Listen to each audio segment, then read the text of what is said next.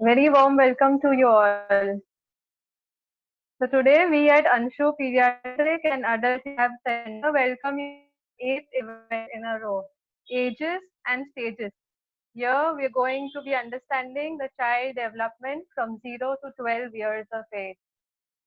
Okay, a gentle request to you all, please send in your names, designation and your personal email IDs in the chat box so that we can communicate to you about our other webinars and the certification program. Everybody, please check into your chat boxes. So now it's the time for your valuable responses. So before we begin, we are going to be watching all of them on your chat boxes. And please do let us know if it is your first time with us or you have been attending our webinars in the past, regularly doing so. Also, how did you hear about us? Do let us know how did you know about our programs or our webinars before. We would also like to know how do you like our session.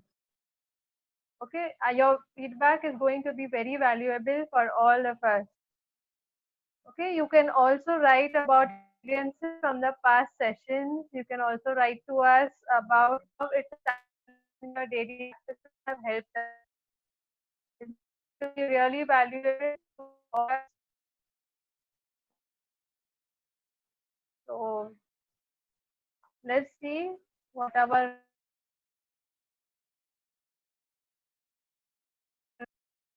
a few people have started putting in their responses. Welcome, Ms. Kiran Chauhan. She's a psychologist.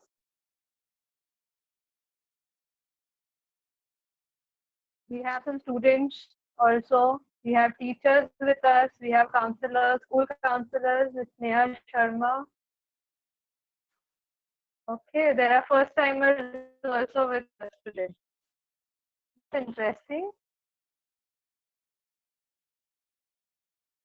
Great.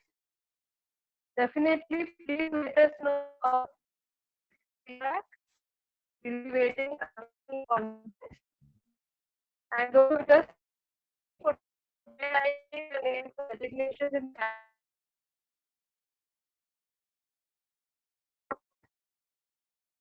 Great. You can even share location institute you are in. You're working with. So now I will guide you a little bit on the end.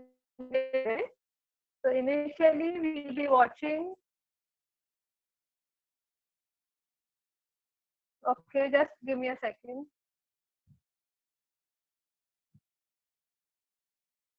Okay, hope my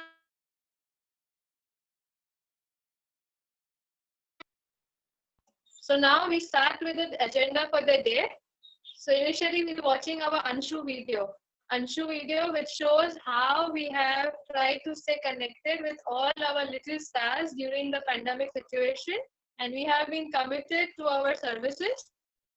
It will give you a brief, and a few parents will also share their reviews in the video. After that, we are going to meet our star of the day, Mr. Pranil Pandya, and his mom, Mrs. Sargam Pandya, who will be sharing their experience with us. After that, we are going to have our beloved and our kids' favorite and our favorite also, Dr. Mona Shah, and she's going to be sharing her views on parenting. It's going to be a great pleasure to hear Dr. Mona Shah. After that, in the next in line, we have our special speaker and guest of the evening, Dr. Leera Lobo. She is a developmental pediatrician and she's going to help us know how to track our child's development. So we'll be very obliged, Dr. Leera Lobo, to hear you.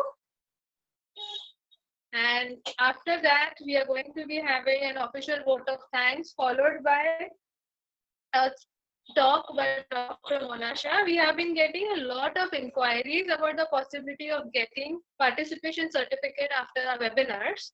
So Dr. Dr. Mona Shah will be announcing all the details about the upcoming courses and at the upcoming courses and the certification part at the end of the workshop today.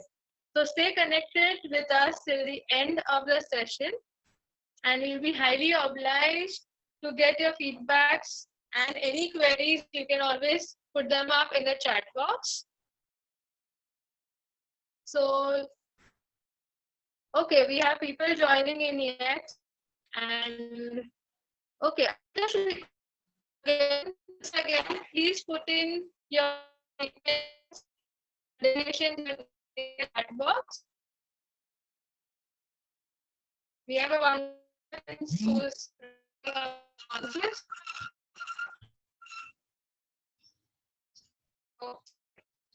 so now we are going to start a video. Our Anshu video, Mr. Vaibhav. Mr. Vaibhav, can you start the Anshu video? Thank you, sir.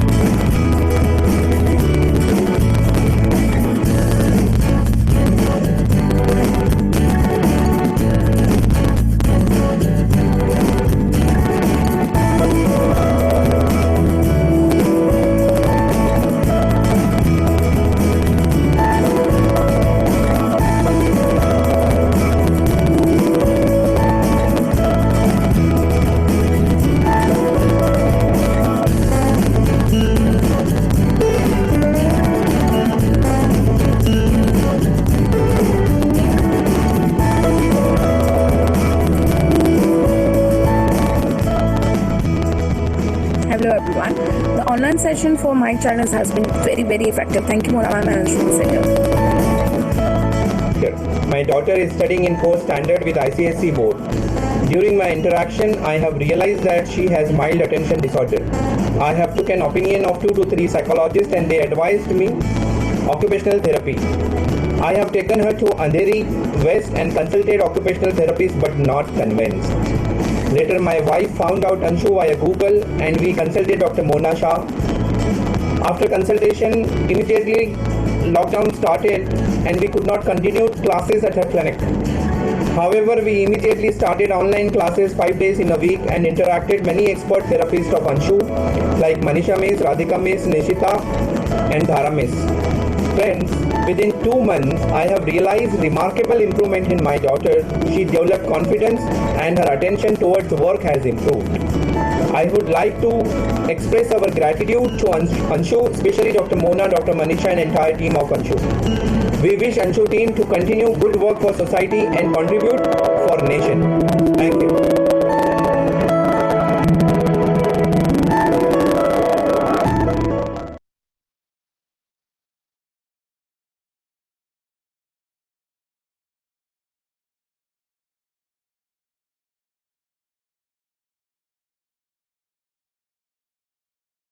Okay, thank you, Mr. Vaibhav, for a wonderful and a beautiful video.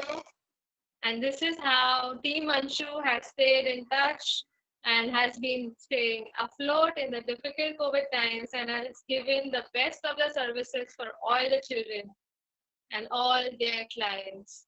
Thank you, Mr. Vaibhav, once again. And now, before wasting any time, I would just request our dear Pranil Pandya to join in, and a brief about Pranil.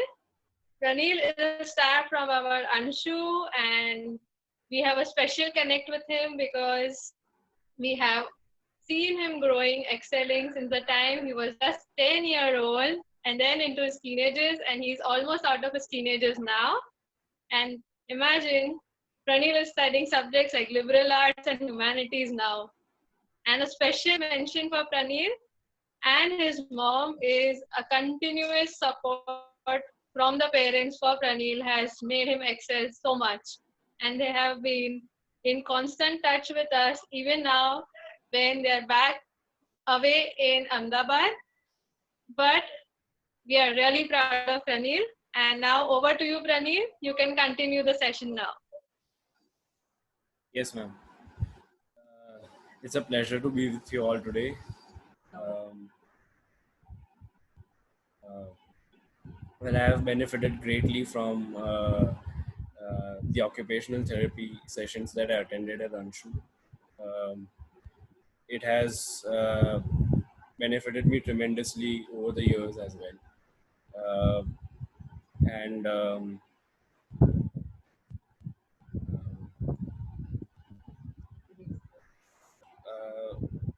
well, the important exercises which I was told to perform both at home and at the sessions as well has benefited me greatly. So I have reaped a lot of benefits from this session. Questions you have? That's all. Well, Pranil is rather, he's not used to giving interviews like this, maybe, or not speaking apart from going to school like this nowadays. So, well, I can say quite a few things about Anshu. It's a pleasure seeing you, ma'am. And of course, Jheel, ma'am. It's been a very long time, but then we do keep in touch. I'm still there on our WhatsApp group. To all the parents here today, I would like to say that what Anshu has done to Pranil while he was 10 years of age, it's been a long journey for us as a parent and for Pranil also. And I would rather cut the whole thing short, saying that the importance of the home program, which ma'am told us, Mona ma'am, and the team, her team, was taken by us and my family very well. And we have religiously followed all the activities which they told us in the name of the home program, which we call it. You all parents have to take every session importantly, not just the session. I would say while there are days we miss out on the sessions, we see to it that we go home and do what we have missed out. It's like pretty much like the food we eat, you know. And I'm sure you have been given the guidance about the whole, you know, workshops on the nervous system of the children and everything. So it's like the food for the body, their nervous system. All these exercises will work wonders provided we as parents follow every word of a you know, doctors and her team, well, and take the home program very seriously, because I as a parent am very happy and I'm very thankful, and I've seen the results, you know, and you too shall see the results provided we take it seriously, you know. So if you have any questions, any particular questions, I can definitely answer that. But all I have to say is that you have to take every session seriously, and the home program most importantly. We used to have a program before going to school. My son used to have at least half an hour of the program before he'll go to the school. Religiously he will do the exercises, and after coming back also in the evening he would go to Anshu. If the days he's not going, he has to come back and do the exercises. It's pretty much like the food we eat, you know. To keep our body healthy, we need healthy food. It's just the same, it's as crucial. So please take it very, this is a very crucial time period and we should not miss out, you know. It will be a great service to your own children you'll be doing as a parent. So I don't know if you have any questions, I can answer. I'll be very happy. So, Ms. Sargam, I wanted to, can you share a single thing which was so difficult for Pranil? How old was he when he came? As you mentioned, he was 10-year-old, and that has helped him over a period, and he can do it so easily. Something which was very difficult. In what complaint you came and approached us? So yeah, what happened was, while Pranil was growing up in his, say from very early on, say from junior, senior KG, he had issues of attention disorder and writing skills. You know, he would not pace up with the classmates. So initially we thought maybe it's just, you know, he's very young and maybe he had eye numbers and all. So we got the eyes checked, we got the specs, but still the problems persisted. And then he had remedial sessions at school also, but it seemed that nothing much was helping him. So we at school got the guidance that why don't we just go and see something called as occupational therapy sessions. You know, you get an appointment, and therefore that's how we came to you. It was from the reference of the school.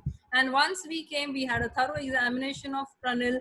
And of course, I'm sorry, I forget the name of your doctor, your senior doctor. She was she was there, and she and you along with her, you saw him. We understood Pranil's problems, and well, it was then tailor-made exercises and everything. And from that day on till whatever date, we have taken the problems very, all the guidance which you gave, the workshops I have attended, everything very seriously. So and slowly but steadily we all came over.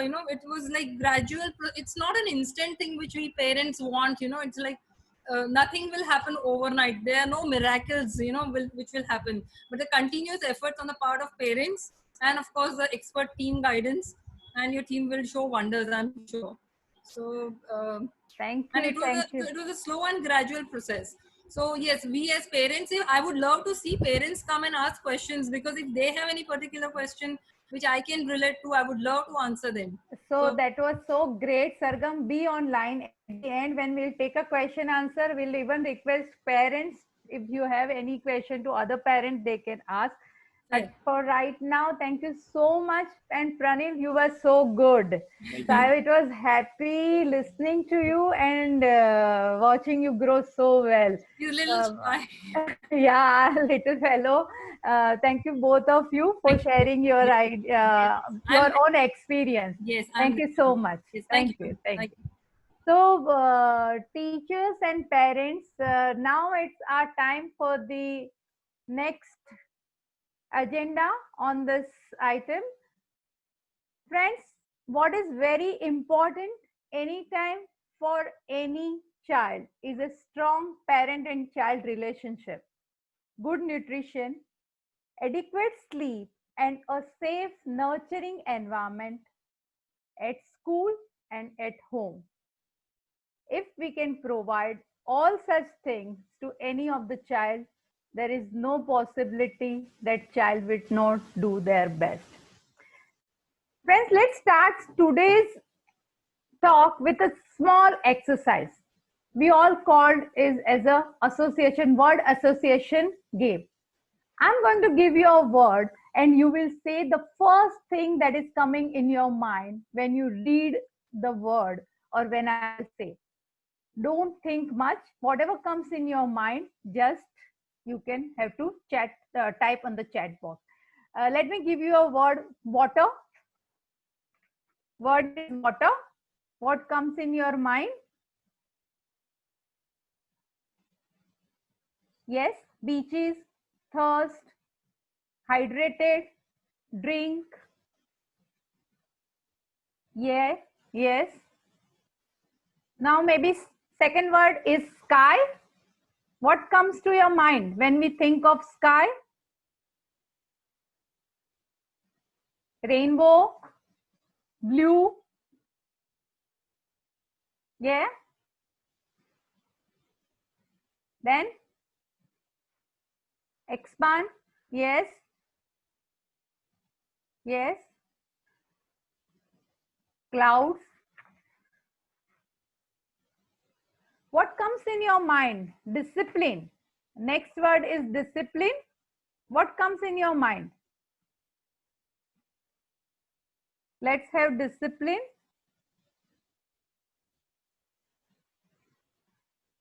School, strict, organized,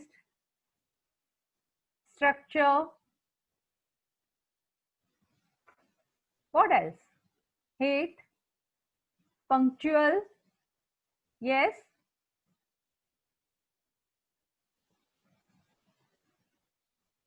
Deem. Oh, punishment. Wow. So why do you think that discipline comes with a punishment? Don't you think so that we all have the program set in our mind? It is like a punishment. Discipline comes with a punishment or set right. It's like scary things if we have to discipline someone. Today, I'm going to give you some positive parenting tips. Friends, it is lot many things when we go age appropriate. I'm going to give you and touch base a very simple and a short tip, any of the tips which is keeping in mind our own emotional well-being and our acceptable behavior, which is the major concern for most of the parents. Let me share my screen. So when we say that discipline or behavior, what are the things which comes in our mind?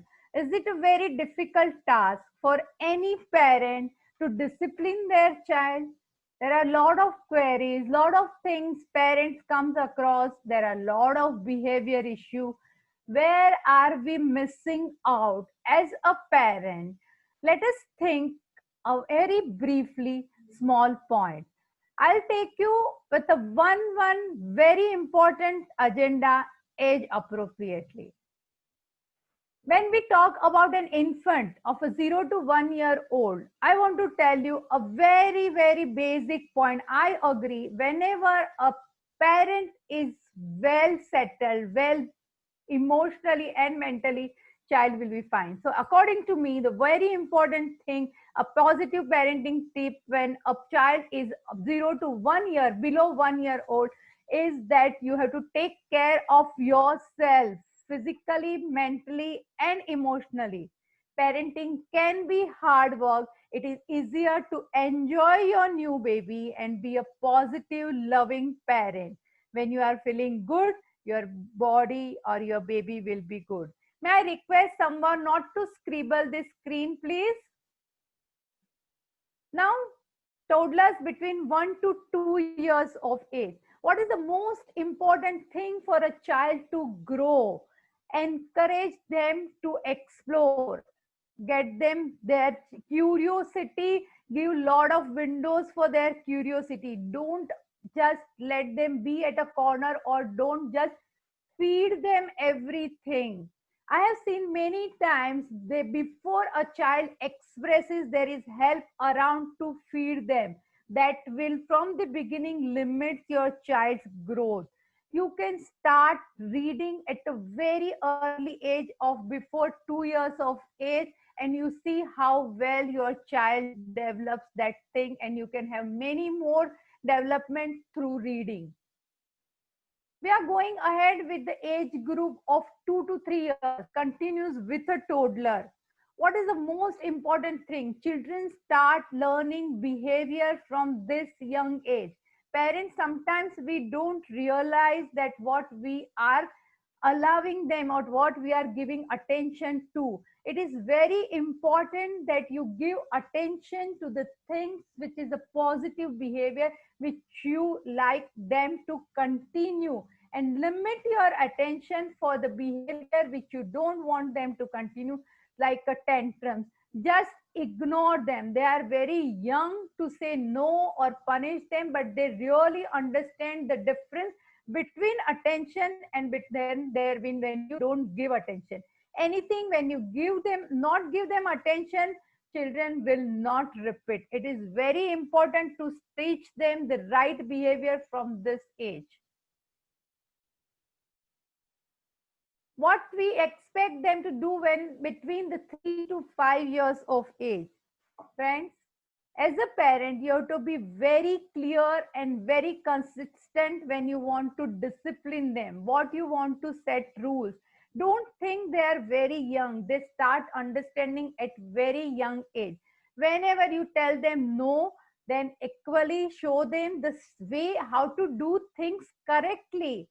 By telling them no or by stopping them, they don't know what to do and they don't understand if this behavior is not acceptable, what is a behavior which is acceptable.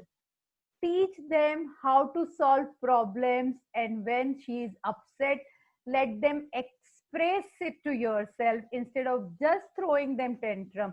teach them how to understand their your own liking and disliking.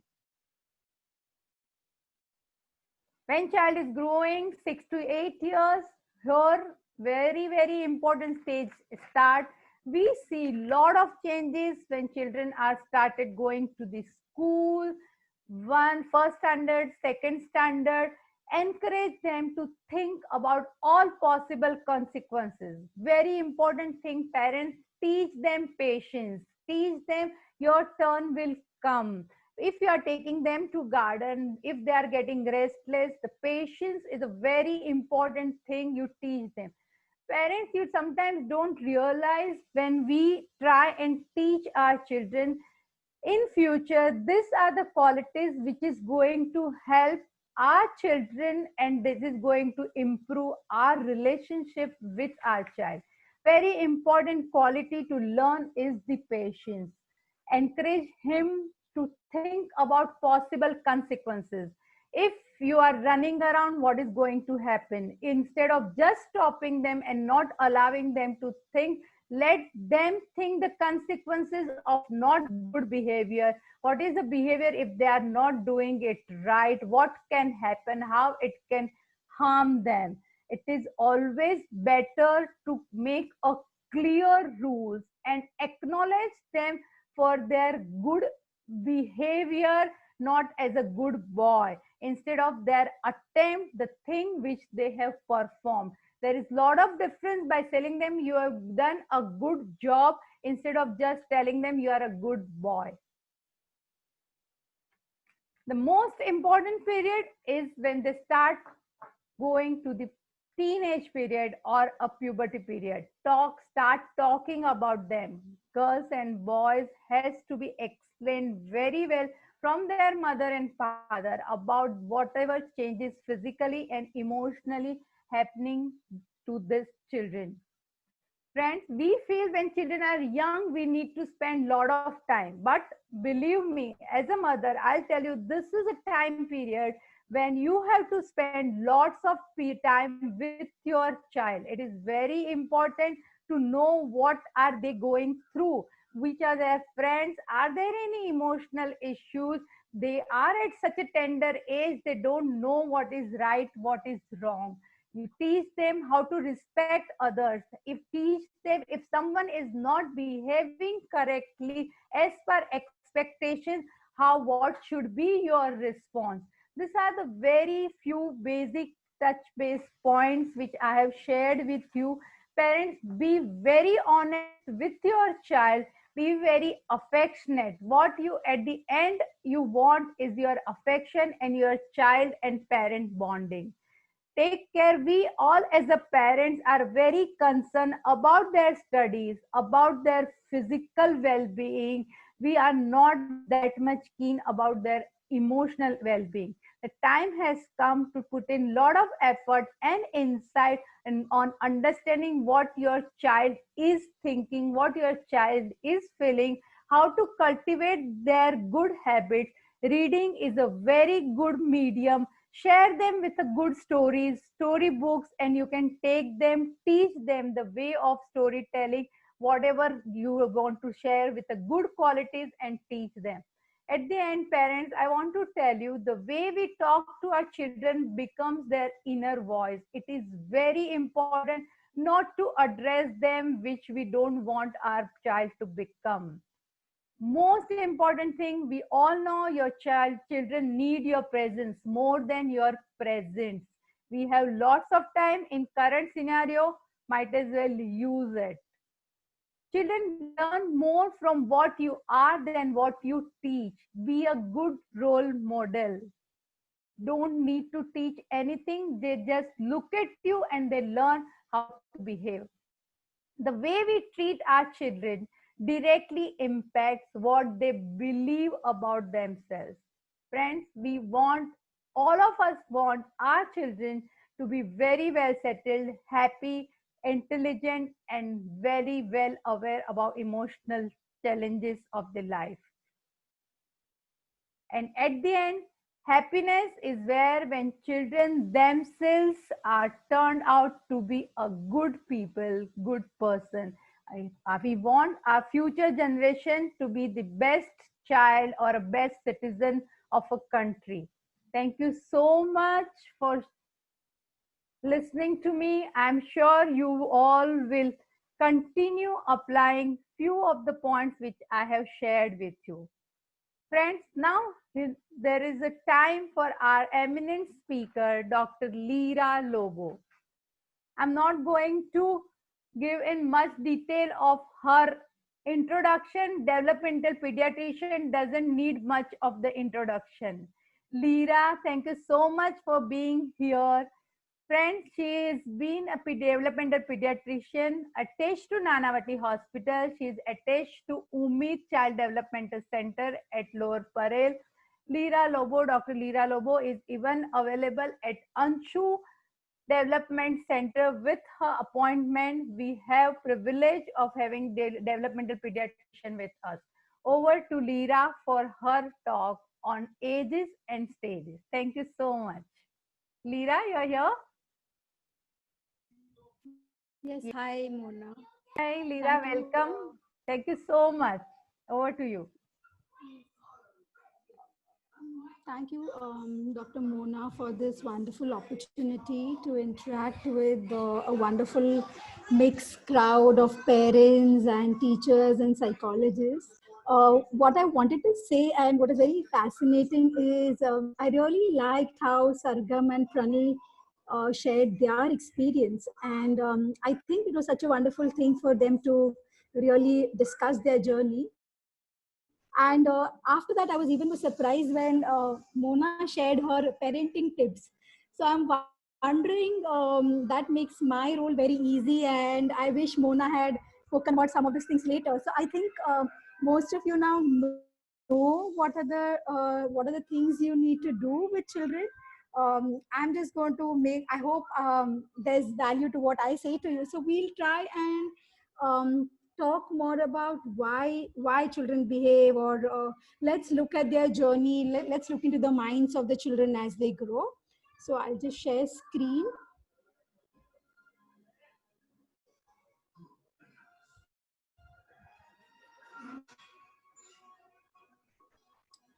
Is that okay? Yeah.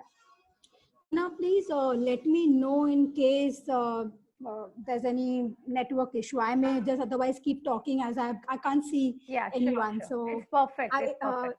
Yes, yeah.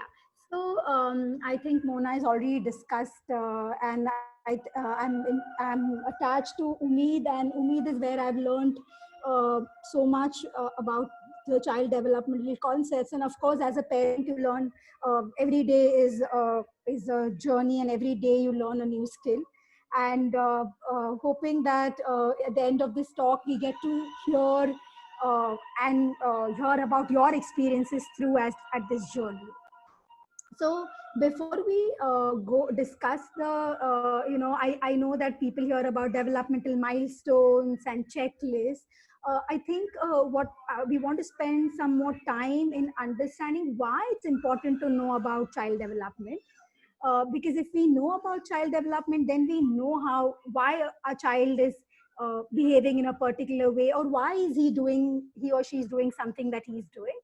We'll also look at how does it happen, what are the stages, and then we can, I think the part about how we can support them, Mona has covered a lot more. So I think it will be good to talk about it at the end of it. So before going into the actual ages and stages, we'll look briefly at the developing brain. Now, the brain architecture, and as a child, as a newborn, what we know is that the genes that we all carry with us are the imprint, the blueprint, and that's what it makes us. But the very important thing that we all know, and what research talks about, is there's a highly interactive process between the genes and the environment. What it means is the environment around the child, the environment around the developing brain, the experiences that the child has shapes the learning of the child, the behaviors of the child. It shapes the physical and mental health of an individual. And this development is something that the most important part of this is to have a healthy social and emotional development, because this is what will shape our cognitive abilities. Yes, we speak about other developmental milestones, but the most important, the critical part is the social and emotional development. And here we adults, we caretakers, teachers, all the adults who come into the child's environment play a very important role as we talk about the serve and return. Now, serve and return is a fundamental process that stimulates child development. And what I mean by serve and return is, an example, if I give you, is when a child points to an object. Suppose he's pointing to an object and the mummy says ball. So the child at that time doesn't know the sounds, he doesn't know anything, he's just pointing. And the mother has made a return. So the child has made a initiation, the mother has responded, so she's given a return, and the serve and return is what is constantly happening in the environment. And this is something that builds on. So the basic skills that the child learns, and as the serve and return keeps happening, children learn complex critical the brain makes complex critical connections. So let's look at the example of the ball. The mother has said ball, and gradually the child starts saying ball. After some time, the child will also understand that ball can be something that is written. So there's a print awareness. And after some time, the child will himself start reading. And then there'll be a stage when the child starts writing. So just remember that writing doesn't come then. The foundation for writing has happened when the mother gave the name, the mother named the object. So remember that the child and adult interactions are the most important fundamental connections that the child needs, and this is very important to form stable nurturing relationships. And I think both Sargam and both Mona spoke about how having that nurturing relationship with your child is very important. And the other important thing that we come to is the toxic stress. Now, what is this toxic stress? We know that some kind of stress, a little positive stress, like the stress I have when I talk to you all, there is a little bit of stress that, oh, I need to be able to speak well, or the stress that a child has when the child is going for a vaccination, or the stress that a child has at the first day of school. Now, that kind of positive stress is very important for us to do well in life. All of us need little bit of stress so that we can go ahead and perform well. But if the amount of stress increases so much, and that's when the toxic stress happens, is that there is a mental health illness, the child doesn't have a consistent caregiver, the child has a chronic illness. So this is a time when there's a consistent anxiety or stress that's there in the body, and this can impact the developing brain. And that's why we need to be aware of a toxic stress. And I think we as adults, we as the community need to be there. And when we all are able to provide nurturing relationship, this toxic stress can be decreased. So with this in mind, let's look at the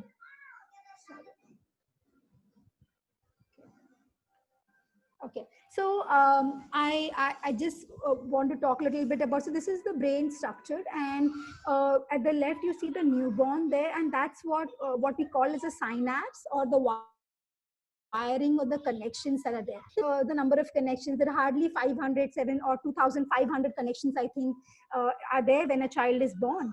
And these connections are something that in the first few years of life, there are almost 1 million connections that a child is developing per second. So you can see within a period of 6 months, there is a big enmeshed wires that you can see. And this is something that is what we call as the synapses. And this is something that is critical in the early years.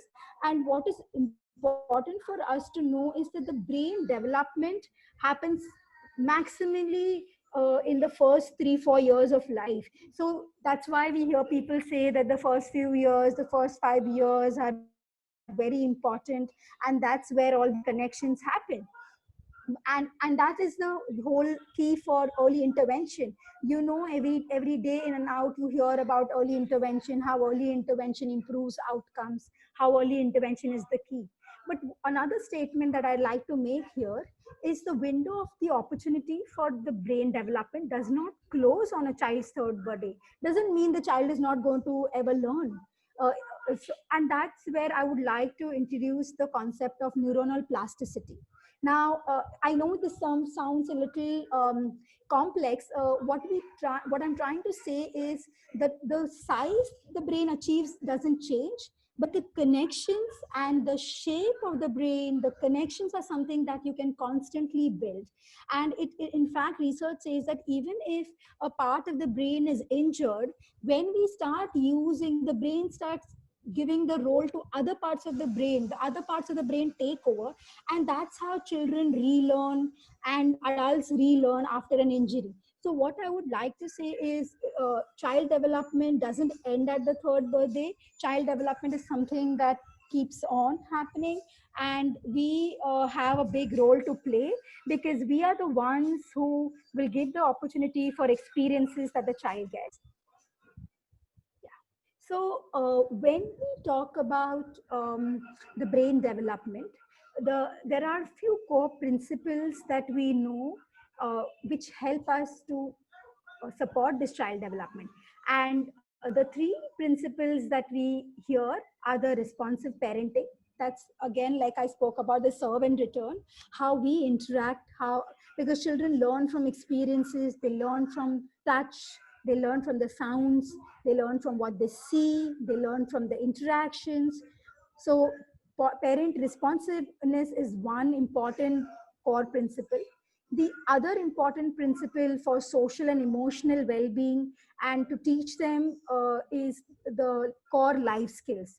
And this is also something that doesn't come suddenly at 5 or 10. This is something that we teach the child as the child grows. And the third important thing that we spoke about is the reducing the toxic stress.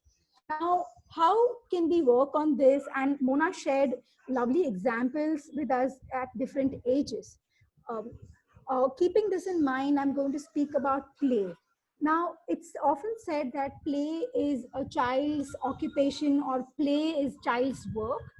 And let me tell you, play is a powerful tool that we all have and that we can all give our children to work on all these three concepts.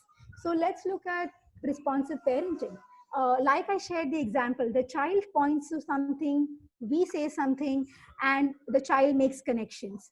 At the same time, the child also learns that when he touches something, it makes sound. Like if he's touching the switch goes on. So he's learning important concepts. And when we support the child, when we are there for the child, I think we are able to build those connections there. If a child doesn't have any adult interactions, then the child is going to be by himself. He will be able to make limited connections. And play then helps us to bond with the child. Play also teaches the child core life skills. So let's look at the example. The child is building a tower of blocks. He needs to, when he's building the blocks, he's planning in his head, okay, which block do I want to put next? The block topples and he says, oh, this is not working. I need to try again. So he's learning to try. He's learning to problem solve. He's learning that, okay, only 10 blocks are sitting. The minute I put another block, it's not happening. So they're learning important life skills of planning. They're learning when they start interacting with other children, they learn to collaborate, they learn to negotiate. An important aspect they learn is turn taking. So when they are playing at home or they're playing with their friends, they learn to take turns. They learn that, oh, I have to wait, and now that other person is going to play. So these are the negotiation, the collaboration, the flexibility. These are the core life skills which we need to teach, and play is a wonderful way to teach that. And the other part about play. Now, when we play, when we are running in the park, when we are laughing with our parents, when we are laughing with our children, when we are playing with our friends, we are so happy. Happiness, when we are happy, the stress levels are decreased. play also helps us to take us away from our stress. So it teaches us how to cope. So through play, many times children learn to cope. So they understand that, oh, this is the way I need to play. Otherwise, these children are not taking me inside. They're not allowing me to play. So I think coping skills are also something that we learn. And when we interact with our children, our stress also reduces. And I'm sure parents, psychologists will talk about it, that play is often therapeutic to us also. So with this in mind, we will look at the various stages that children go through, and we will be focusing on the socio-emotional well-being of the child.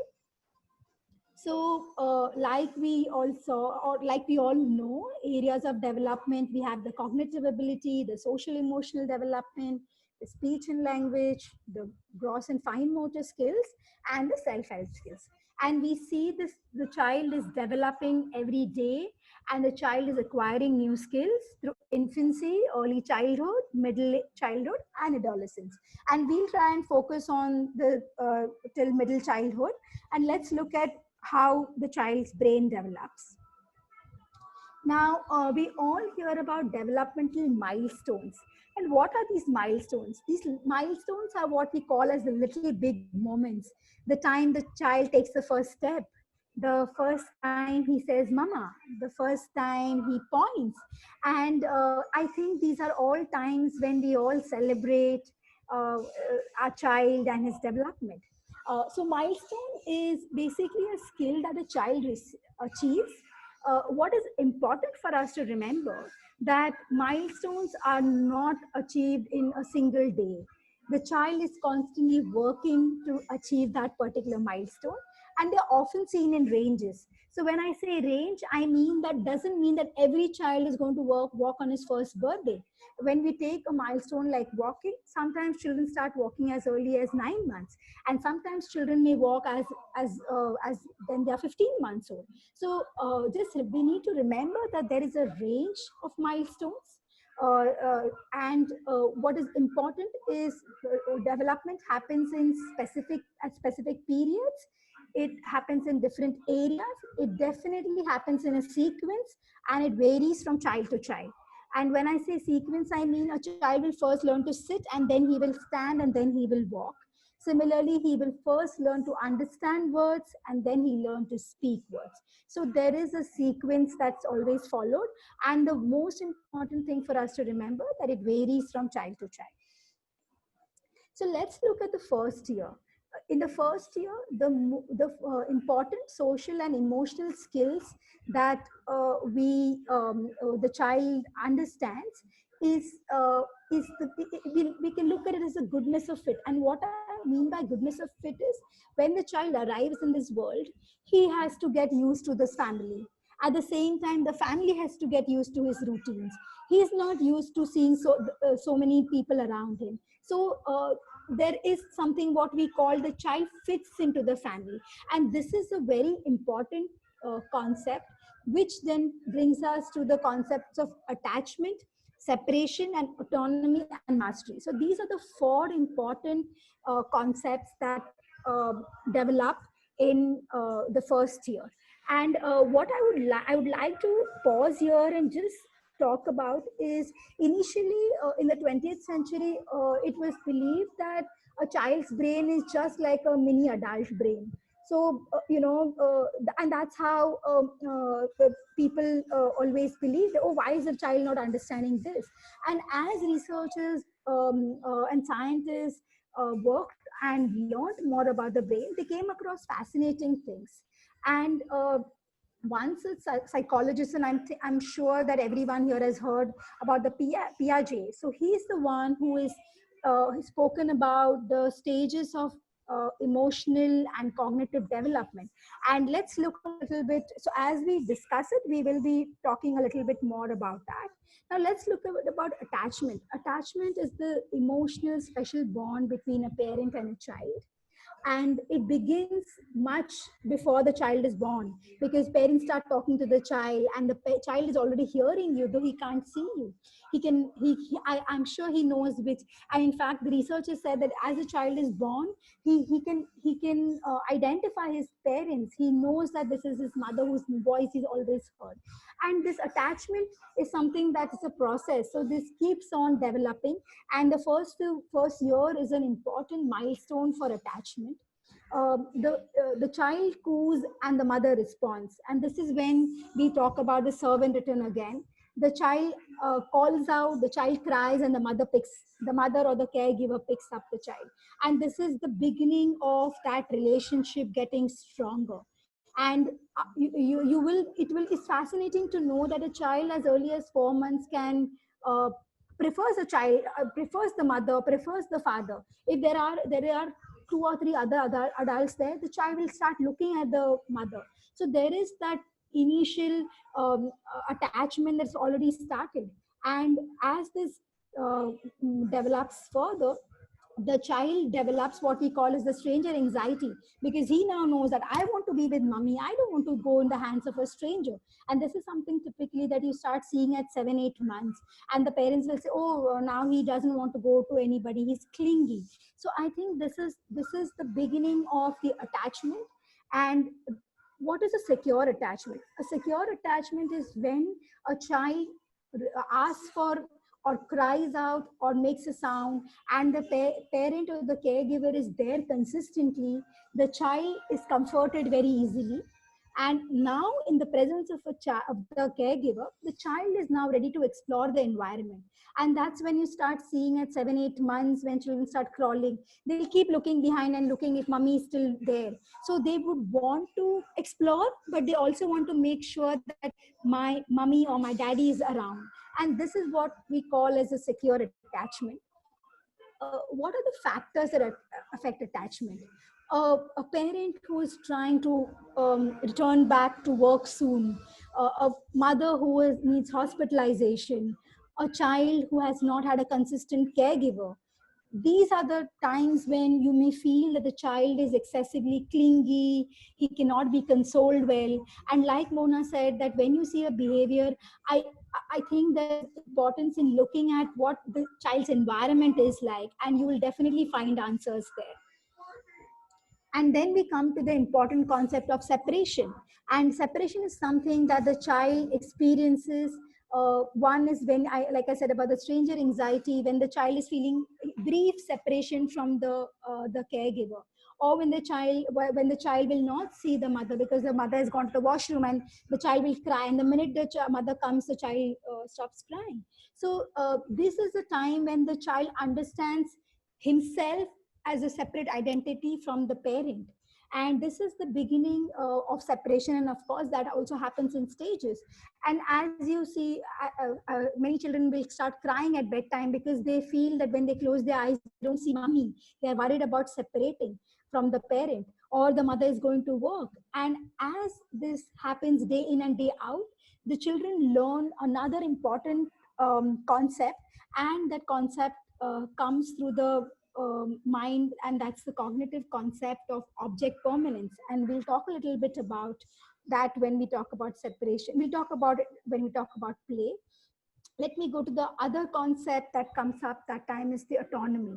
And this is a very important stage for the child, and believe me, a very important or a very difficult time for a parent or a caregiver, because we're talking here about autonomy. The child here tries to become independent. So he wants to climb by himself, he wants to do things by himself. And this is the time when you see that most of the times, when we stop the child, that's when you will see a tantrum that comes in. So this is as early as 15 months, you start to say, parents start saying that the child is throwing a tantrum. And this is because of a very important thing called autonomy. Child wants to try and do everything by himself. And the other important concept that comes is the mastery.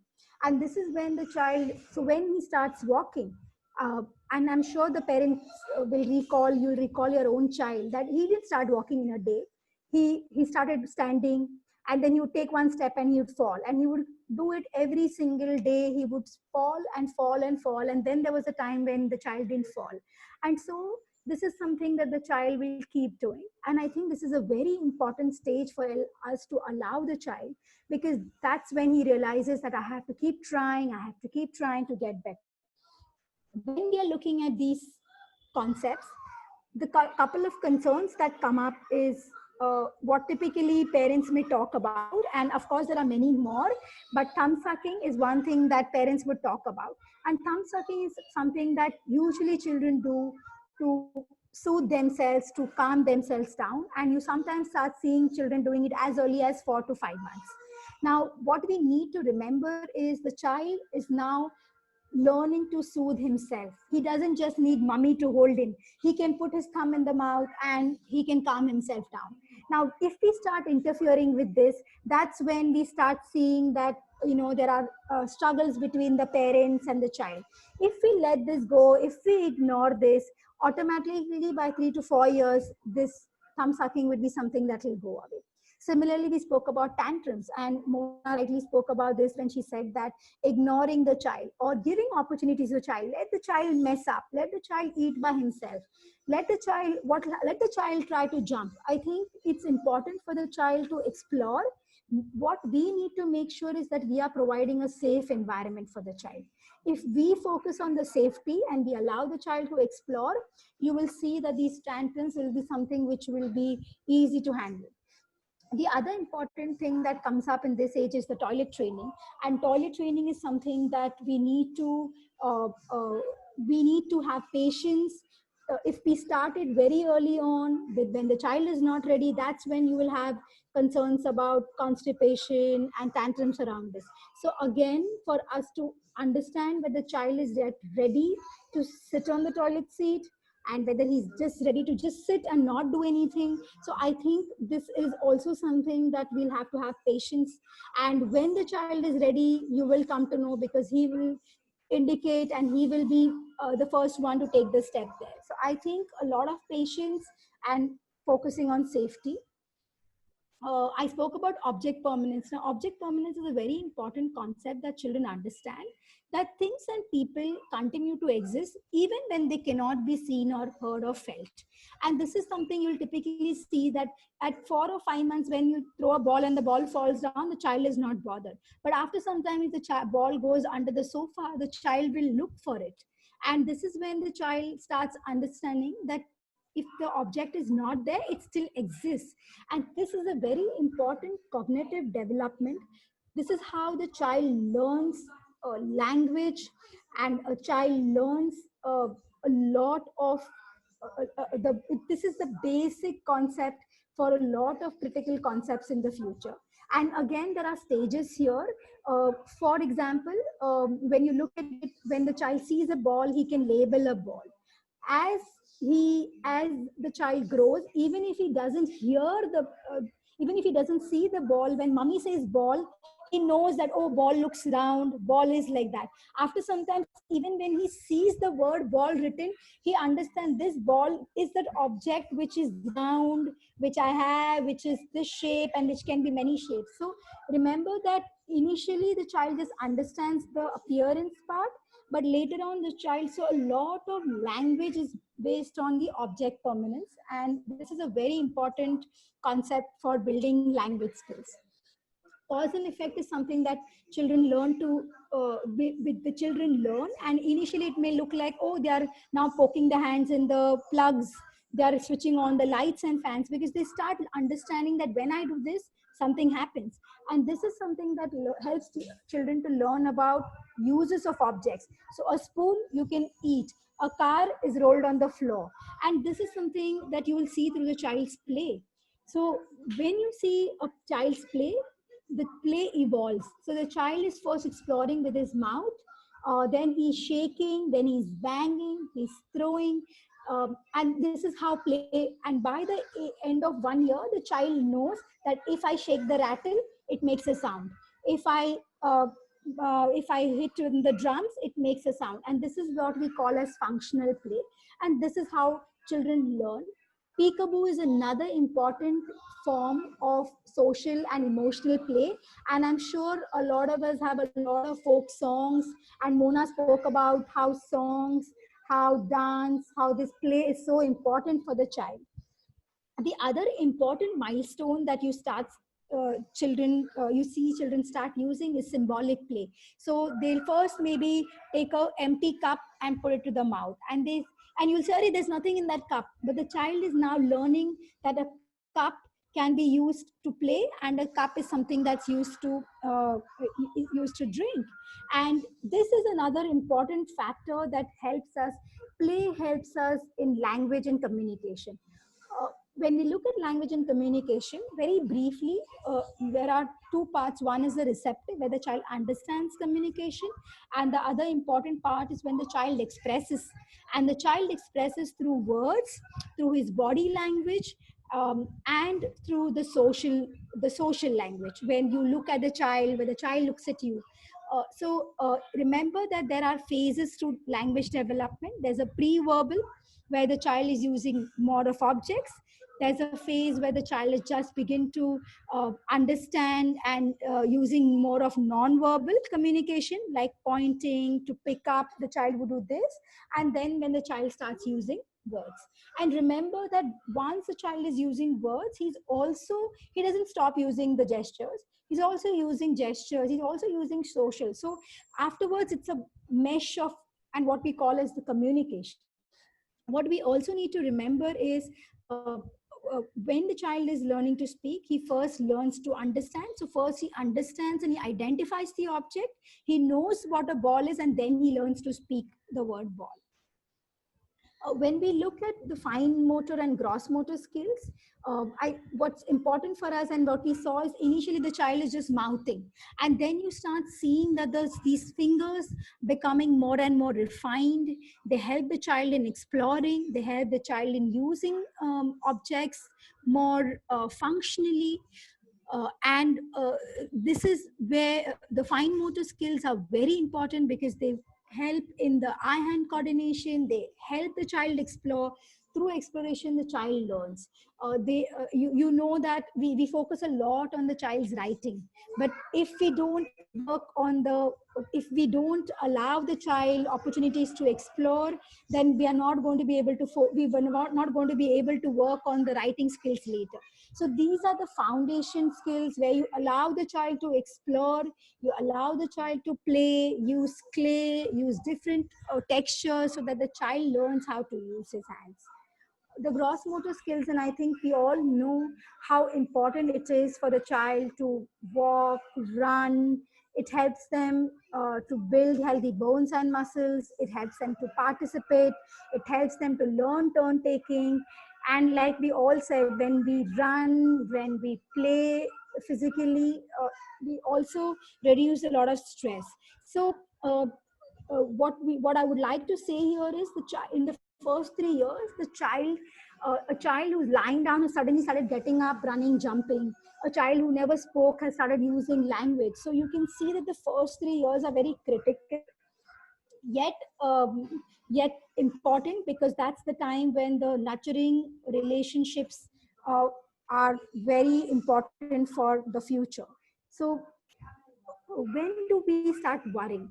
So again, when we are talking about child development, I spoke about how it's a range. But when you see a child at 18 months who's not using any words, or he's not using gestures, then it is time that we would like to speak to your doctor.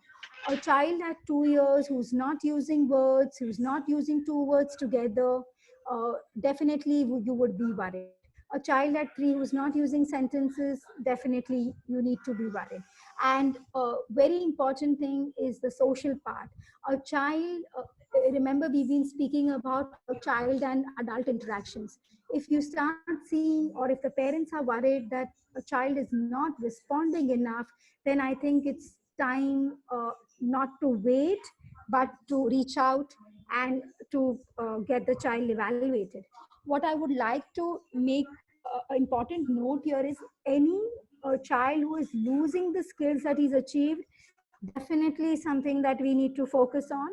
And I would also make a case for just remember that if you are seeing or hearing a parent saying that the child doesn't respond, evaluating the hearing is a very important thing which we can do, and that we can do as early, and we know that the earlier we intervene, the better outcomes we have. And also about the vision. So these are some of the things that you would like to remember when you look at the 0 to 3 years of age. And there are, of course, there are other important things about the gross motor and fine motor skills. But I think the most critical and important development at that point is the communication, and that's why the focus on that. We'll quickly move on to the next age. And Mona, I'm just looking at the time. I know that we'll try and focus and see how much we can cover in this. Lira, that's okay. Yeah, we could give you 5-10 minutes later on, so it's okay. Perfectly fine. You can So continue. please let me know when You can continue. No, perfectly okay, fine. thank you. Looking at the preschool now, as we said, yes, the child's brain is developing. Has the development stopped? No, the child is learning new skills every day. The concept of the synapses are getting more refined. And you'll see the child starts learning 2 languages. The child will be able to switch language depending on what language the person is speaking. So this is a very important phase that the child is learning. The other important things that the gross motor and the fine motor skills help the child in participating. You see that at 2, the child is usually playing by himself. And as the child is around 3 years, when he starts going to play school, he has opportunities to interact with children. He learns to play on the playground. He starts using his hands to color, to draw, to stick, to tear. So he's learning a lot new skills. With these new skills, a lot more responsibility comes. The demands on the child increase. When the child goes to play school, he's expected to sit, he's expected to draw, he's expected to focus. So we are also putting a demand that we are expecting the child to get up at a particular time and be in school for that many hours. So what's really happening there? When we look at the cognitive development, the most important cognitive development at this time is the magical thinking. And it's very fascinating. And this is one of the most beautiful periods of child development, because the child is living in a magical world. And he uses this magic to do everything, to find solutions to the real life problems, to explore his or her feelings, to explore his or her role in the society, and to learn to play with others. And an example of this would be that you will see many of the times a child will be, taking a round object and putting it into a cycle and saying, oh, I'm driving this cycle, because he has seen his mother or his father drive the car and put in a key. So the child starts using his play to explore all the things that he or she cannot do. You will see parents complaining that, oh, the child is jumping all the time and saying, I'm Spider-Man, I'm Superman. And this is, and they may start saying, oh, you're not doing this. Okay, I'm going to call Superman now. So they start using their magical thinking to find solutions to their problems. The other important thing that you see that happens at this age is the egocentric development. And this is a very important thing for us to know, because that tells us why a child behaves like this. So when you mean egocentric, the child only considers one aspect of whatever he sees. So a child will say, if you ask him or her, what's the difference between boys and girls, they'll say, oh, girls have long hair and the boys have short hair. So they are able to see only one perspective, and they are able to see only their part. So many of the times these creates problems, because they say that suppose the child did not drink his milk, and mummy got hurt when she was cooking. They start thinking that, oh, I didn't drink milk and that's why mummy got hurt. So their life revolves just around themselves. So they start feeling that they are responsible for whatever is happening around them. And this is when they start also noticing differences in gender. They start exploring body parts. They start asking questions about body parts. And this is a delicate time for us, because if we don't answer their queries well, they are going to start looking at magical ways to answer their queries. Yeah. So looking at play, when I spoke about magical thinking, symbolic play is a very important factor. And you'll see how the play develops. At 2, they're usually doing parallel play. All children are playing, sitting together, but they're playing by themselves. This play becomes more refined, and they start learning concepts of turn taking and cooperation. So they can play simple games which have simple rules and turn taking, like a little catch and cook. They are able to wait for their turn at the park. And sometimes you just need to remind them, look, it's their turn. So they're learning this. So remember, parents, and that they need to be told this, and they're learning this concept. And gradually you will see that their fantasy and symbolic play becomes more and more evolved, more and more complex. They're becoming teacher, they're becoming a doctor, they're trying. So this is the time you'll also hear a lot of, if you pay attention, a lot of what's happening in the house is something that they're enacting there. So if you've done something in the kitchen, if you cooked something, or you had an argument at home, you'll see that that argument is happening in play also. So remember that the child is enacting whatever is happening in his environment. So it's very important. And I think, like Mona said, we are the child's model. So what we are modeling, this is the time when the child is just absorbing all the things that he or she is hearing. And then you see him, you do it in his play. So play helps them to understand concepts. It teaches them a lot of social values. When I mean social values, it teaches them that when someone is hurt, we need to say sorry. So we need to talk to them about these things. They also learn turn taking. Sharing is something that's really hard. And you'll see that gradually children reach the stage when they can share also. They learn to respect others' feelings, and they also start learning roles about the society. So they learn what's the role of a doctor, what's the role of a teacher. Yeah, so play becomes crucial, and play is something that helps them to explore themselves. So I think the importance of play cannot be emphasized more.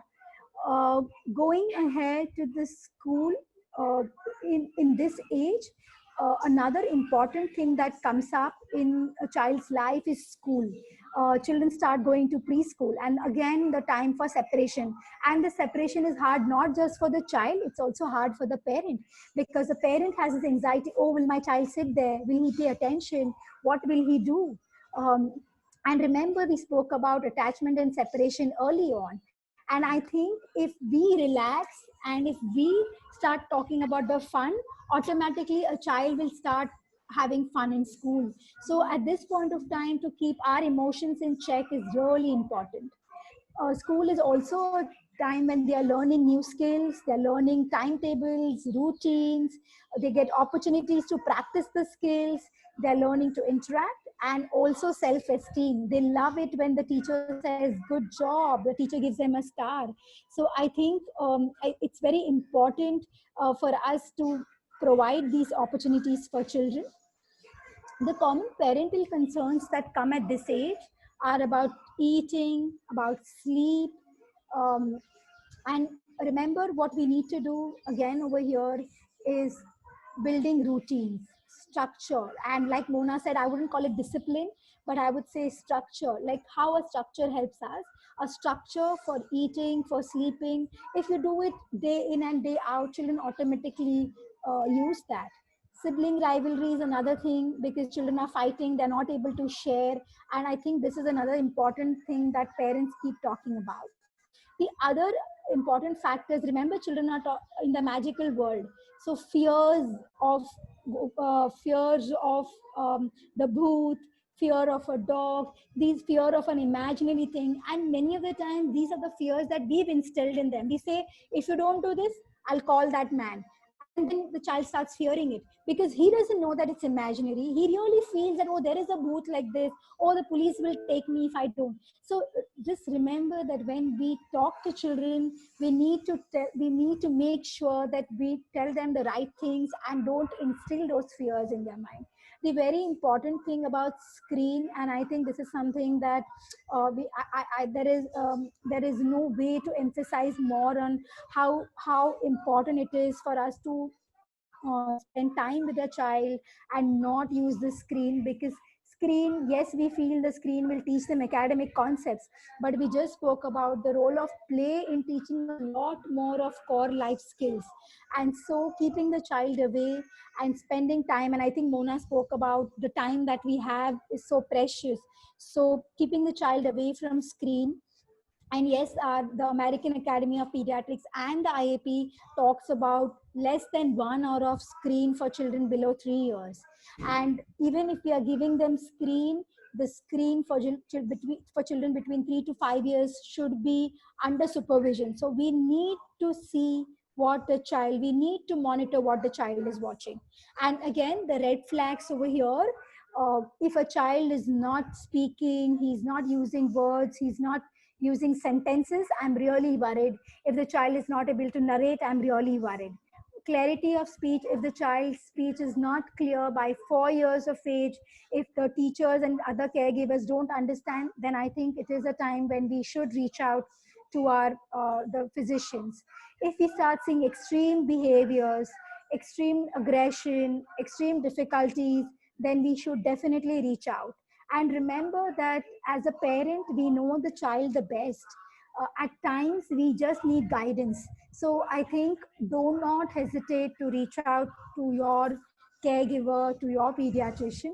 And again, if you see that the child is losing any of the skills, then I think it's definitely time for us to pay attention and reach out immediately and not to wait. I'm going to go to the 6 to 12 years. Mona, this will take, do you think you need to stop or should we go ahead? How do you feel? 5 to 7 minutes more? Yes, I think we will be able to cover. The important thing at this age, thank you Mona for that. The important thing at this age where we start seeing a lot of behaviors, we need to understand what is the socio-emotional and cognitive development. Here, the child is developing a strong sense of self. He has his own identity. He likes the brain's developing. At the same time, the connections are getting refined. The connections that are not used are being removed, what we call as cut out, and the things that the child is using daily, those are the connections that are building and strengthening. And the environment plays a very important role. And here the environment is just not the home. Here the environment is with his friends, with his peers, and with this very important part is the school. The teachers play an equally important role here. And in allowing the child to develop. The important cognitive development that we see is the concrete operational thinking. And when I say this, I mean that yes, the child is using his 5 senses, but a child has also started moving away from the magical thinking and understanding logical thinking. And that is the reason you see the school curriculum starts using, the child doesn't need objects to understand concepts. So the child can start using his mind to calculate. The child can start using his mind to remember the spelling. The child can do addition in his mind. So the logical thinking is something that comes, and they are able to understand. And that's when you see that the academic demands also increase, because the child is now able to focus. The child is able to use his memory. The other important thing that comes up at this point of time, in the previous years, you could see the child thought more about himself. Now the child can think about his environment. He can see the perspective of his friends. He gets a strong sense of right and wrong. And that's when they understand reward and punishment.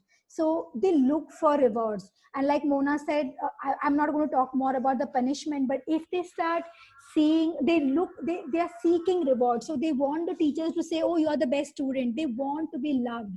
They also feel a strong sense of rules. So they'll say, teacher, that child is not following the rule. So for them, everything revolves around rules. And the other thing that they understand is, if I do this, mommy gives me this. At the same time, they can wait for that reward. A child at 3 can't wait if you say, oh, I'll give you that tomorrow. But this child can definitely wait.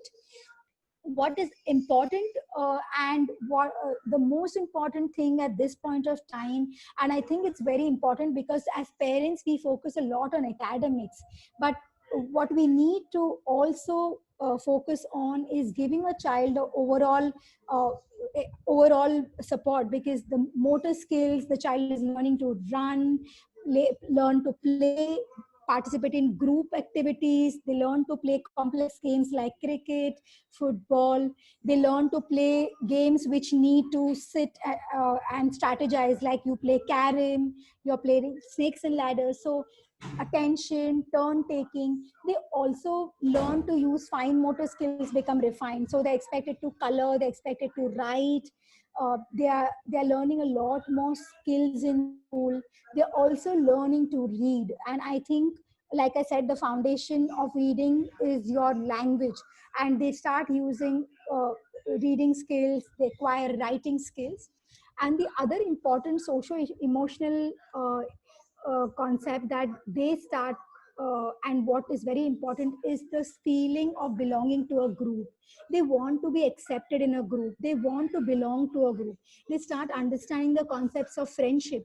And this is when this is very important for us to nurture, because if the child is bullied, if the child looks different, children start pointing fingers, and that's what affects the self-esteem. So I cannot emphasize more on our role as parents, as teachers, how we play a very important role. The environment plays a very important role in a child's self-esteem. At home, the child starts wanting to do his own things, and that's when the parents will talk about behaviors. He will start rebelling, he will start answering back, and parents say that, oh, there are behaviors. But I think, again, here, for us to understand why the child, what is the sense of self that the child has, involving him in the responsibility. So if has a younger sibling, making him the big brother and saying, oh, learning different ways of involving the child and building self-esteem. And like Mona said, good job, or saying that, oh, how nicely you helped me look after your brother. So I think that would be very important to build a self-esteem. And again, in play, what do you see? The play, again, they will be doing a lot of role play. You will start hearing a lot of real life where children are doing, they're using whatever they hear. And a lot of times you'll hear children, you'll hear abuse, because that's where they're hearing it. So our environment, again, plays a very important role. The physical play, because this is something the children are being deprived of now. Physical play is very important for them to feel active and feel charged, to release their energy. They also use a lot of role play to talk about their feelings. So many of the times their role plays will talk about, you will hear them talk about their feelings. The other important thing comes to the curiosity for their body parts, and you might hear them talk about it. Again, as parents and as caregivers, handling the situation very carefully, and not just shouting at them, but explaining to them. And remember what Mona said, that this is the time when you need to open up and talk to them. Because if you shun them and you shout at them, they are going to start doing this with some others. They are going to go and get information from the wrong people. They might start talking to the children, and children themselves don't know the answers. So I think this is the time when we need to be very sensitive. We need to build our friendship with our child. We need to, as teachers, as caregivers, be there for the child and try to hear the child, and then explain to the child what is right and what is not so right. The common issues that come up at this age, of course, again, sleep and routines we discussed, screen time, again, monitoring what the child is watching is very important. Learning issues and attention issues are typically something that you start seeing, and I think it's important for teachers to bring it to the attention of the caregivers. An important thing we also notice when we talk about nutrition is obesity, because children do not have enough physical play. And I cannot emphasize more in this scenario about mental health. So again, talking about mental health, I think Mona has just said that our mental health we are very important role models. How we respond to situations, how we react is what the child does. So recognizing that the child does need mental health support, we need mental health support, is I think very crucial in these times. And I think with this, I have taken up enough time. I think I would say thank you for your patient listening, and I would like to hear if you have any reflections or comments to make. Thank you, Mona, for giving me this extra time. So it was amazing, Leera. So very well explained the importance of play, the environment, and all the stages and the stages the child grows. It was so very well explained and through the mouth of developmental pediatrician. I think we wouldn't have known so well if you would have not explained us. So parents, if you have any question, Jill, you can see if any question, or you can go ahead with vote of thanks. Okay, I'll continue with the vote of thanks presently. Till then, everybody, you can just post your questions in the chat box. So I thank Dr. and a special thanks to Dr. Leera Lobo for enlightening us with such. And it was a really session. Sure, the parents and all our participants have really enjoyed the session. It was a brainstorming session for everybody. And I'm sure all using or maybe life also. And this is going to benefit children, helping our children mentally and socially all together and over. And thank you. Ma'am, can I say for a minute? I would like to speak to Dr. And thank you, Lobo. Thank you. Yeah, Dr. Lobo, thank you so much for recognizing and appreciating our presence in the initial stage. And I have to speak about Jheel, ma'am. Dr. Jheel has worked with Pranil all these years. She had worked, and it was such a wonderful experience that she's done such a great job with Pranil. And I would like Pranil to talk to her, and if Jheel can just come here. And it was tremendous efforts from your team, ma'am. And I would again the very fact that I am here today, the purpose is to tell parents about the importance of home program. I would like to draw the analogy saying that if we think that the child is going to school and is going to learn everything there, it's not going to happen, right? He has to come back home and do the practice, do the homework. So just take that thing as, don't think that going to Anshu will solve all our problems. Going back home and following advice of ma'am, what your doctors, what your pediatricians are telling you is very crucial. Don't miss out on this critical phase, because then it will be too late to correct. So it's a very critical period your children are in. And thank God I did not miss out, and I took every word of theirs seriously, and you can see the result. I'm sure it will benefit you all, and I'm sure we all are learned and we know the importance of why we are here today. And at the same time, also pay a lot of attention to the nutrition of the child. Just doing exercises is not going to help. There are many aspects to a child, when a child is there in our life. So I'm nobody to lecture you. I am in fact in the same boat as you are, and we all are parents. We know our concerns. I would like you all to communicate more your concerns. Feel free to talk about your problems to your doctors, to Dr. Mona ma'am, to the team. They're wonderful people, and and that's the only reason why I'm here. I have benefited from being with them. So that's the only thing why I'm here today. So I would wish that you all take the maximum, advantage of ma'am. Thank you so much. It was very overwhelming, and how thankful you are. We are also Not at greatly all. I mean, thankful. I have to thank you all, ma'am. And Pranil is such a well-read boy. See, your children are very intelligent. It's a belief system, that, oh, there's some problem with my child. Maybe I also thought that way, but then you explained everything. Don't miss out on the workshops. Talk it out if it is not possible to attend. Talk your problems to your doctors. Communicate more, and your family support is equally important. It's not only the mother's job to raise a child. So well said. So well said. I think positive thinking. Yes. Excellent. And we have one more question for Leera, Dr. Leera.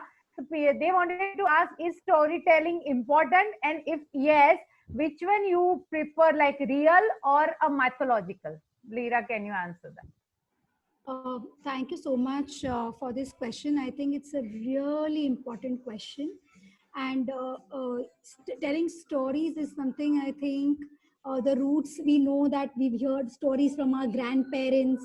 So I think any kind of story is good, because storytelling gives a lot of, I'll tell you the advantages. First is the child is listening to vocabulary.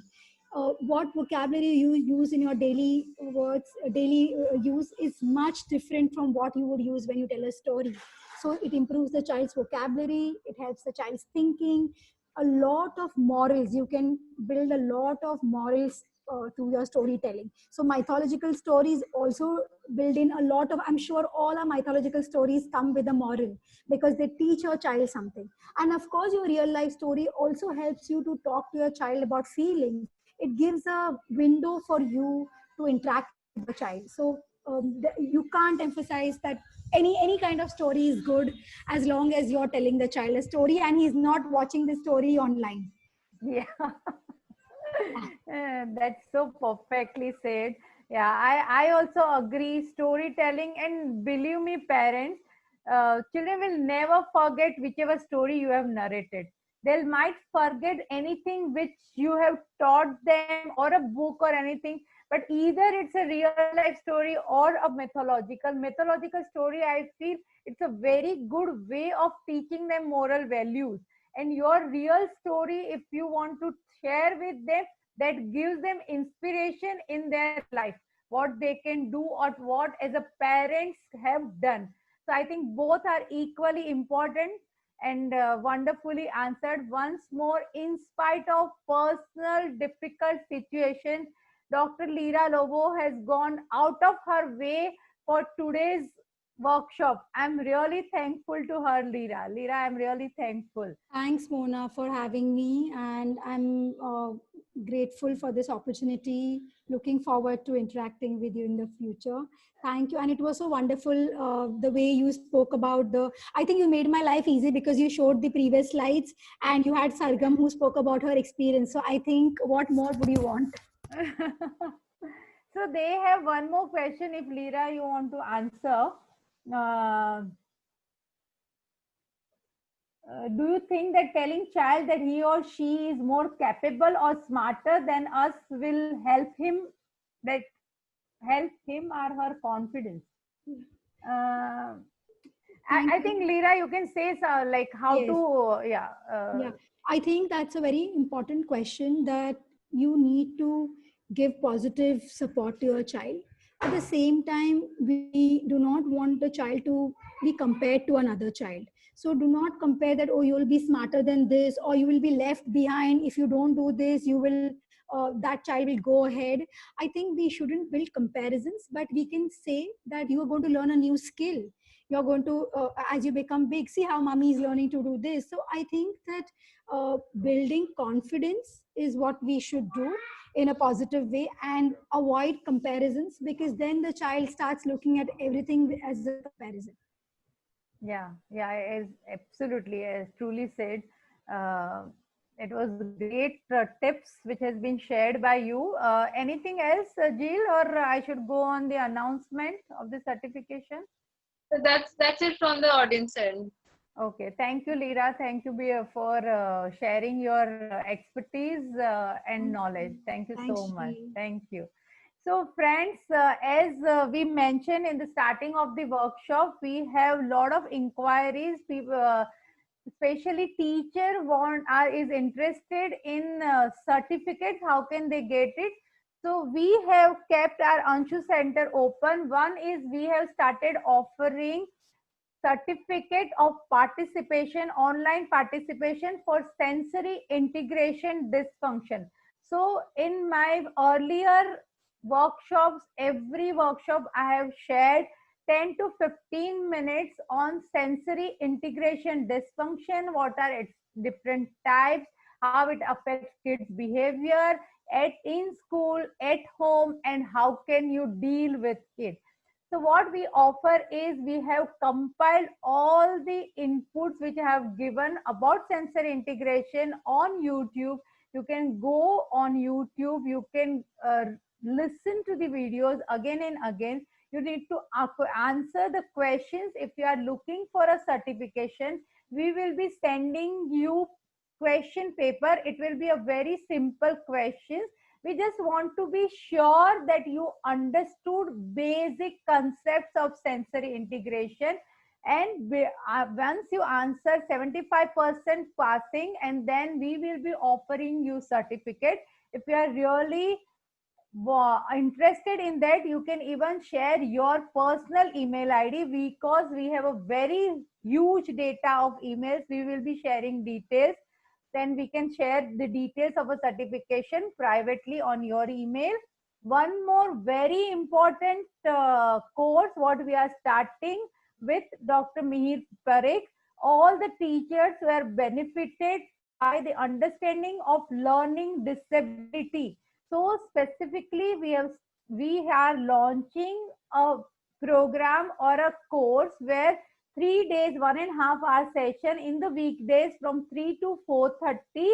There will be 3 classes on understanding of learning disability, its consequences, how to deal with it, and it will help you to deal your children if they have any problem. Or we are offering a weekend course also. If anybody is interested, they can write their email ID with all the details, and we will be forwarding you details too. Thank you so much for being with us. Thank you, Jill, for doing such a wonderful job.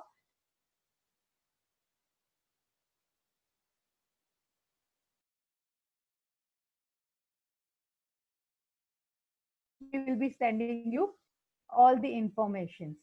Thank you. Jill, anything else?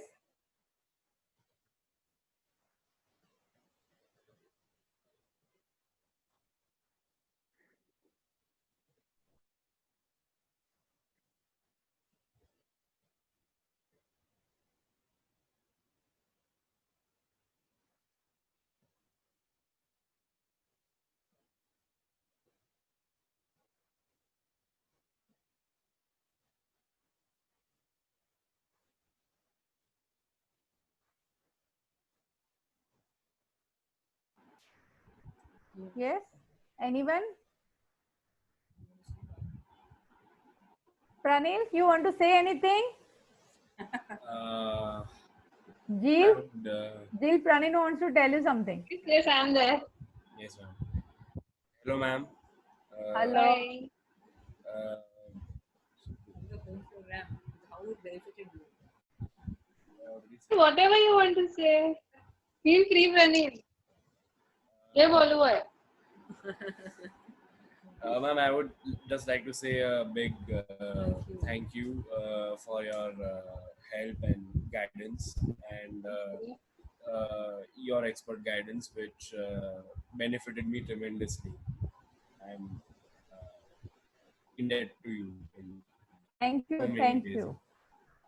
So you remember Jill, Pranil? Yes, ma'am. Of course, ma'am. You remember Jill? What Jill ma'am used to make you do? Yes, ma'am. What she makes, what she was like making you do? What kind of exercise? Ma'am used to make me do many exercises, such as she started out with the TheraBand, I believe. Okay. And she progressed to well, I don't remember exactly. The wheel. Yeah, the balancing. I compare the and I also have yes, talking eye to eye today. the ball press and the swing and the 8, and I still remember we still had the roller, the press, you know, the roller machine.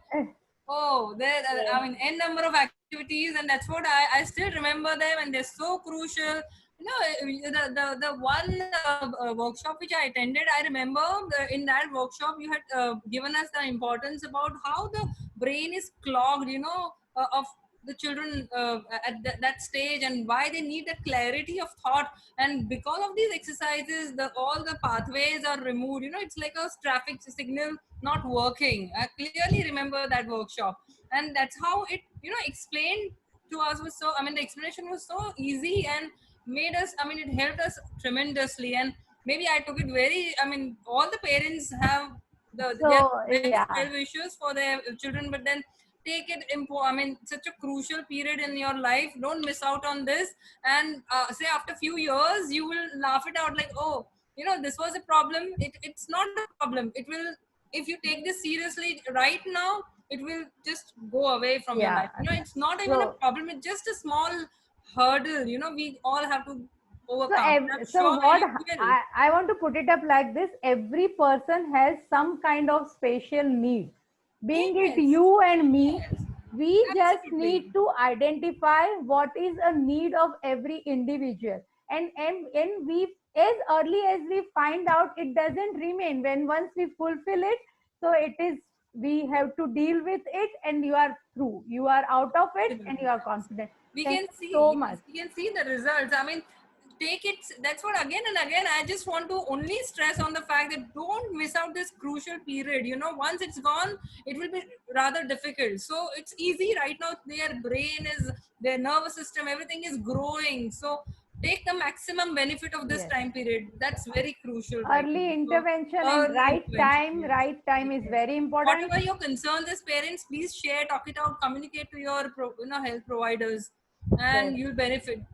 Talk to your teachers at school. I mean, talk it out. Don't Talk it think out. so Don't much. feel Talk it out. shy. Think. Don't Yes, feel don't shy. feel shy. Come out. Come out. Don't And it's, think that yes. something is wrong with And you our or children yourself. are intelligent. I'm telling you, it's just because of this hurdle, their intelligence is not coming out. You know, it will automatically, they'll grow out of this once the exercises are given, proper intervention is done. Basically, that's what you're saying, I'm sure. So yes, to all the parents, all the luck, and I'm hoping that we all get through this fast. You know. I'm sure. I'm sure. Thank you so much, everybody. We are Thank closing you once more. leaving It this was such meeting. a nice thing to see you. So happy to see you. Hope all's well. Thank you. Thank you. Thank you. And Okay. enjoy rest of the evening. Yes. Bye, GS. Thank you so much. Bye-bye. Thank you, ma'am. Bye, everyone. Bye, bye, bye, bye, everyone. Bye. Bye.